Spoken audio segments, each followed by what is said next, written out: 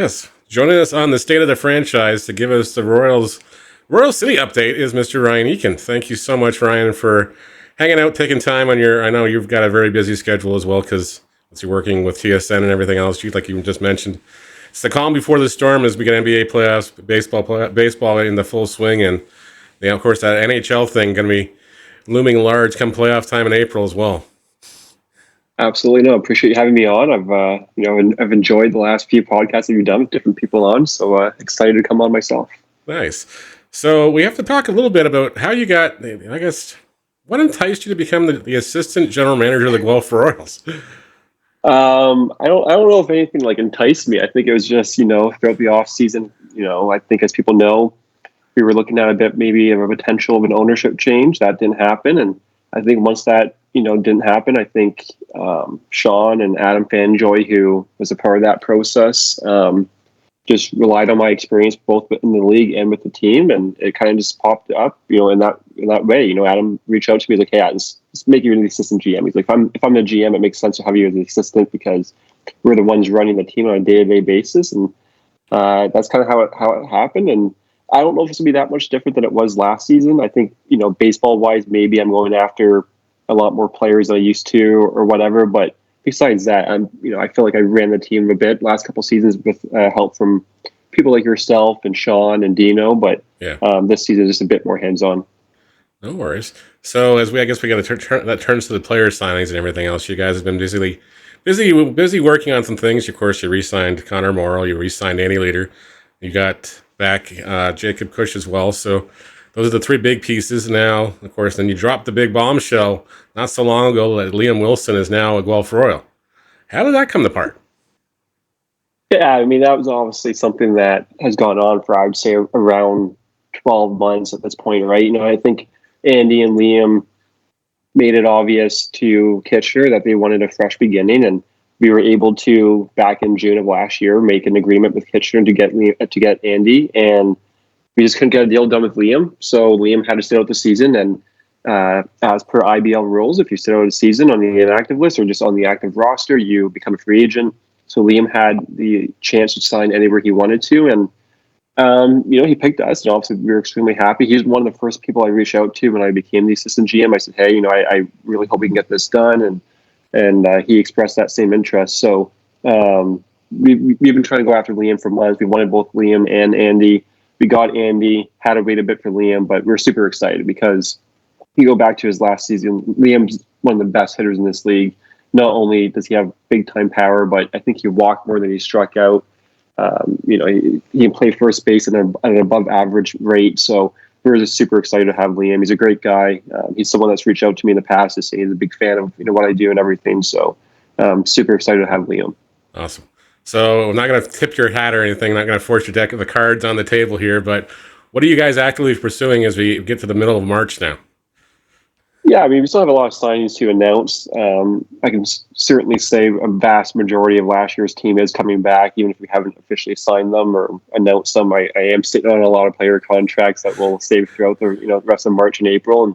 And I think for us at this point, we love what we have from a Canadian perspective. We think we have the best Canadian rotation in the league with Grills, Jacob Cush, and Kyle Thomas. We think that's really tough to beat with Brandon Deans in the bullpen, with the potential of other guys if they come back. So we really like the bullpen for us. We have another guy, I just got his contract last night, a former Minnesota Twins prospect who is a Canadian that we're super excited to add. So we really like how the bullpen's shaping up.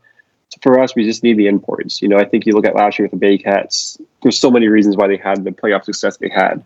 That lineup 1-9 was amazing, down to Canadians like Adam Odd and Roy Sando had a big hit in game one against us. It's just that 1-2 punch with those top two Dominicans was impossible to beat. You just couldn't beat it. Garces and Rosado could not beat that. So we need an import ace. We would love a closer. And that would leave one last import spot, given we do have two other ones lined up on the position side. So it's just a matter of, do you go after a third position player? Do you go after another bullpen guy? Obviously, we have some quality bullpen imports that we had last season with the Omar and Narita and Drew Durst. So there's lots of different options for us. It's just a matter of figuring out what makes the most sense. But we love the foundation we have with our Canadian group. Let's turn the page a little bit. Let's go down. I guess let's go into the feeder system. Let's look at what player of personnel director Sean Travers has got cooking as far as this year goes for you guys. I know there's probably a lot of them. Mississauga North Twins will probably be back again this year to help out. But what else we got going on down there? Is anybody that's really been catching your eye as far as what Sean's been talking about yet, or no? Yeah, there's one guy who I've had a chance to talk to as well, a middle infielder who played for the Canadian national junior team. He's someone that will lock down closer to the time, but he's in. Obviously, that's maybe the guy that we're most excited about, just because we had Connor on the podcast, earlier in the season or earlier in the off season, excuse me, and he's a part-time player for the first 2 months of the season. So you need guys behind that, and yes, we have Carson Burns and we have different guys, but you need more than just one backup infielder. If your backup infielder has to be your starting infielder for the most of the season with Connor out, you need someone who can step in. And we're just excited with that possibility. And I know Dino's talking to Travers quite often. I think catching depth would be nice early on. Franklin Torres might not begin the season with us, might come a bit later, might be as late as July. So if that happens, we'll be in a position where we might need a junior catcher again. We had that last season with Rosario and Ash, and those two filled in more than sufficiently for us. It's just, just that's something that we're looking at, and we just know the ones that we do get from Travers are going to be great, because that Mississauga program it's almost matching the OBJs in terms of the talent they pump out. No question it does. I got to ask about Brandon Lure. I got to ask about Nelson Mercado as well, because I know they're having great seasons down south, which means bad things for you guys because they might not come home. Yeah, I mean, I texted both of them, I think last week, maybe 2 weeks ago, and I said, hey, this is a text that, we hope we never get you back, or at least maybe not get you back for the next decade or so. We hope you go pro. And, as you said, they're off to great beginnings to their college seasons that started a couple months ago, and we want them to go pro. I think Brando, his bat to ball skills, his speed, his defensive ability especially, and then Nelson's throwing the ball as well as he ever has. So, we really hope those two go pro, but if not, that's going to solve a lot of issues that we might have internally. No question. Selfishly, we would love to have them back. Yeah. All right, so we got to turn to Josh Garten and everything else. I talked to him briefly on Instagram. It wasn't a good prognostic, so I'll let you really take over as far as what's the plan as far as Garten this year. I think he's pretty much shutting it down for the year from what I heard.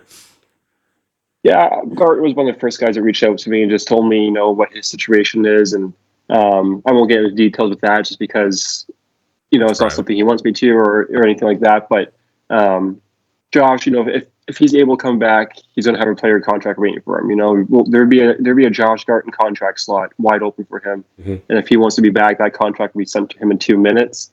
For us, we kind of look at Liam Wilson as that replacement if we have to. If we have to have Liam Wilson at first base and Tack at DH, we'll take that. But if Josh Garten, that's not a bad thing to have as a situation. It's not. No, it's not. But if we can get Garten back, it'd be even better. But we'll have him involved no matter what, right? I mean, the fans love him, the players love him. He's one of the first guys that really, took me in when it came to me joining Guelph. So great guy, and he'll be involved in some capacity no matter what. No question. I guess we got to also talk, and we have to congratulate the former Guelph Royal, former Minnesota Twin, Scott Diamond, on making the Guelph Sports Hall of Fame this year as well. So looking forward to getting him on the podcast very soon as well, just because I think it would be a great one just to kind of reconnect with Scott and maybe rib him a little bit, because when he would pitch for the Centennial and I coached GCVI, I think we racked his ERA up, at least in the high school level, pretty high, so it was okay. Yeah, Scott's one of the guys that he was a bit before my time. I feel like I've been around this league long enough now, or going on 10 plus years, but Scott's still a bit before my time. But I know there was a battle back in the day with the Bay Cats and the playoffs. Him and Bissell went toe to toe. So and Bissell, I think he got the better of him in that game. So he did. That's probably the one Scott Diamond story I guess I would have potentially. That's great. Anything else the fans that are coming to the Royals Kingdom should be expecting as far as the broadcast? Anything else you guys are working on that we want to maybe tip your cap a little bit to as well? Yeah, I definitely don't want to overpromise and underdeliver for sure. But at the same time, obviously we want to improve the broadcast the best we can. I think everyone knows, the teams that do it well and the teams that don't, traditionally, and the teams that are okay at it. And, as you know more than anyone, we're a bit limited with that, in terms of what we can pull off in Guelph. If you talk like an outfield camera or anything, it's a bit difficult. I think you're the last person I would have to explain that to.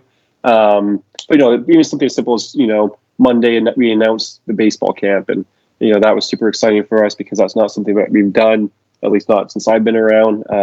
Full tip of the cap to Adam Fanjoy for that, the new GM of Guelph. He set that all up with Guelph minor baseball. We want to have better theme nights. We touched on it last season, right, with like a Hawaiian night and a country night, but we just want to do more and get sponsors out. A pack the park night would be great. I think the Baycats had it last season against Guelph, and we saw how that was, just as an away team. So we want to do something like that. We just want to do different things. We want to get these guys out to batting cages a bit before the season, something that we haven't really done. I think if you look, I saw on the Baycats Instagram on Saturday, I guess it was, they were out, taking hacks, and I think Kitchener's been doing it. So it's important, just to continue to build a continuity. But yeah, we have different things planned, but at the same time, we have to follow through with them and do them. And I don't think there's a rush for it all to be done in one season. But at the same time, we want to make this as attractive as possible to maybe potentially a future buyer down the road, and just make Sean's life easier when it comes to promoting how well this team can operate. That's awesome. Is there anything else we need to touch on that we didn't cover? I think we covered most of the bases as far as everything else goes. So yeah, I'm looking forward to seeing you guys and to seeing what the Royals can do. Of course, it was 20 years since the last appearance in the finals, and a lot of demons got exercised last fall. That's for sure. Yeah, a lot of demons were exercised, and I think for us, you felt that, Dino felt it. I think the players, and maybe someone like myself or Fuller, we didn't feel it as much, just given we were not around for as many years as you and Dino and like Garton, for example. But we exercised a lot of demons, but we didn't exercise the final demon, and that's obviously something that I guess it can go two different directions, right? It can be everyone leaves and just like, we came so close, this wasn't meant to be, or you could be, let's make this better. And I think Sean has done a great job at laying out a direction for us and allowing Adam and I to execute it to the best of our abilities, and with obvious help from Dino and Sean Travers and our coaching staff, which will be a lot deeper this season, and that's because Sean has given us the resources to make that possible. We'll be announcing that, those type of things in future weeks. But yeah, we won a playoff series, and I know that's something that was eating you and Dino and many other people in Guelph alive.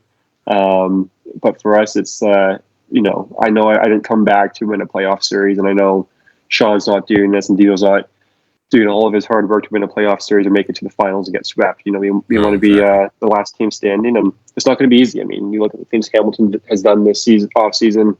That's a top-notch offseason. That's one of the better off seasons that I've seen in the IBL since I've been around. And I'm sure you could probably attest to that too. And the Baycats have somehow gotten stronger, and Welland's gonna be Welland. They're gonna be, chasing the pennant just like they always do, and you might have to knock them out on the road again. And but we think we're right there with them, and I think we maybe surprised people last season to an extent, but nothing internally was surprising in terms of us beating Welland like we expected to beat Welland, and we expect to be there again this season, but it's not going to be easy because I just listed 3 other teams, but London's always in the mix. Yeah. What if Toronto bounces back, and Chatham could take a step too? So we'll see. It's going to be an interesting season, and just looking forward to it. But we're definitely hoping to take that one last final step after taking many steps last season, but not that one last final step. Well, thank you so much for taking time with us today, Ryan, and we'll see you very shortly on the diamond, I'm sure. Take care. Absolutely. Appreciate you having me on, Neil. Thank you. No problem.